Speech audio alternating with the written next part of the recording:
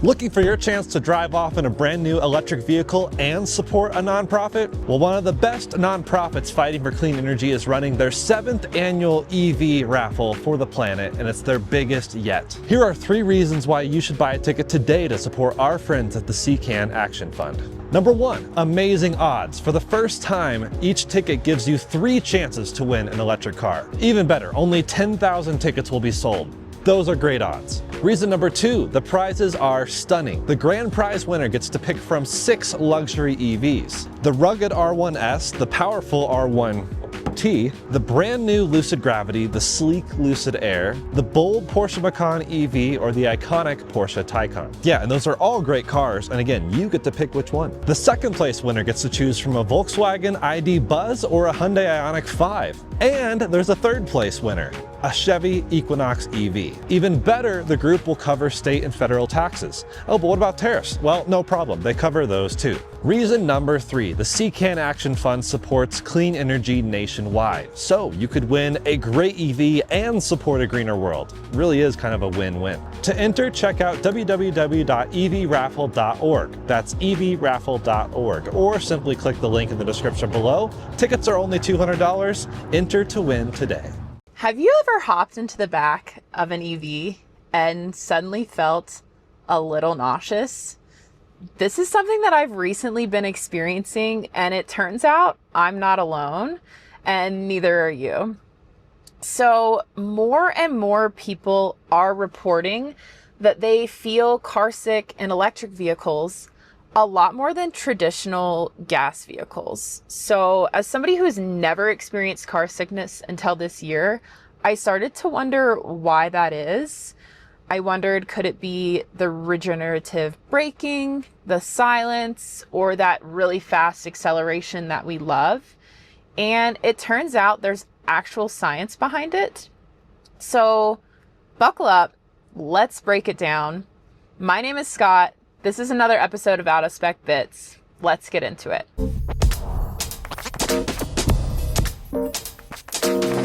First, I want to talk in general about motion sickness and what it is, as I'm sure most people know, but I want to nerd out for a second. So it happens when your brain gets mixed signals from your body. So perhaps your inner ear or your vestibular system says, hey, we are moving, but your eyes or your visual system might be looking at a phone or a book and it says, you know what? Actually, we're not moving. And then we've got your proprioception, which is your body's or your brain's idea of where your body is, and it knows something entirely differently. So your brain gets really confused and it thinks you might be hallucinating or even getting poisoned. Crazy. So to defend your body, it triggers nausea, sweating, dizziness. It wants to purge that feeling.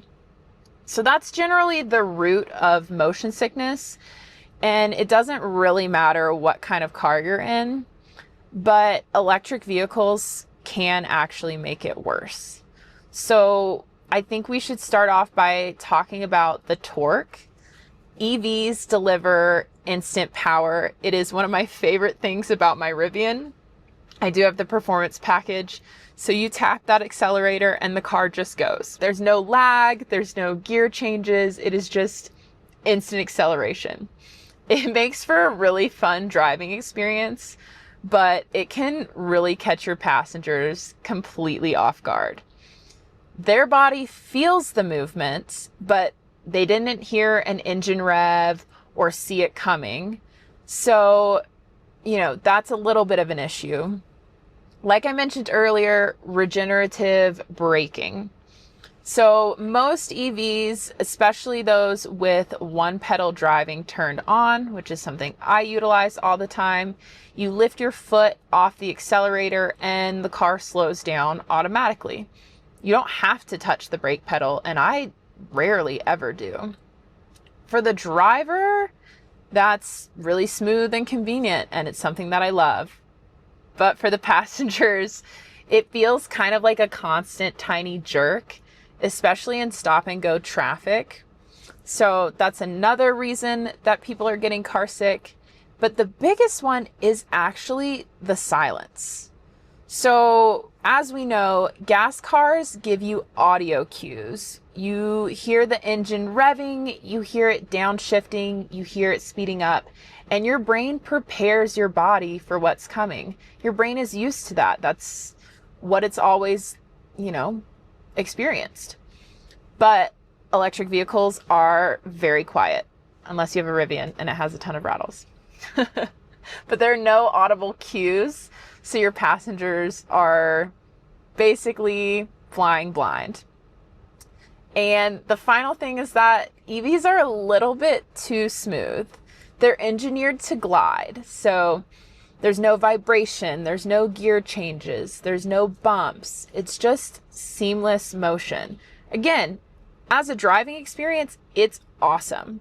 But that also means that your brain gets fewer signals that movement is happening or is coming. So the smoother the ride, the harder it is for your body to predict what's coming. And that unpredictability is what makes people sick. I have had 3 friends now complain to me when I'm driving. And in my mind, I was like, well, I'm driving the car and I never feel car sick. So I started to research why drivers rarely get car sick. And it turns out that's because they are in control. So you're the one that's looking at the road. You're the one anticipating the turns. You're the one deciding when to accelerate or when to brake. And your body is fully synced to the car's motion. So that's why most drivers never experience motion sickness. Your passengers are reacting to it. So they're not the ones controlling it. And that's really where the disconnect is. I think I specifically want to talk about my R1S. It is smooth, it is quiet, and as I mentioned, I have that performance package. So it is a super fast, it's kind of like a little rocket ship. And I do utilize one pedal driving, so I never touch the brake. But like I said, my friends have been complaining, especially when they're in this row or in the third row. And I think that's just because they don't know when I'm going to slow down or speed up. I try to be a relatively smooth driver, and I think anybody on our team would say that, but without the engine noises or the gear changes, it kind of hits them out of nowhere. And that's the issue. And that's what I was experiencing when I was working on my computer back here when somebody else is driving, and I'm like, whoa, why do I feel like I'm turning green? Now, I did research a couple of things that we could do to help people, and I do this with my friends a little bit. So one thing would just be driving in a conservative mode. So for example, with my Rivian, I would do it in all-purpose and not in sport mode.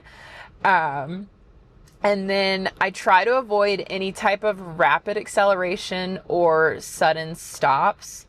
So even if the car could handle it and it would be fine, I try to just make it a smoother ride overall.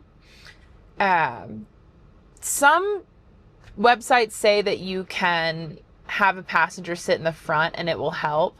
I have not had that help, but what I have had help is turning down the region. So anytime I've got somebody who is not used to this or used to being in an EV or driving one, I turn my region all the way down on low.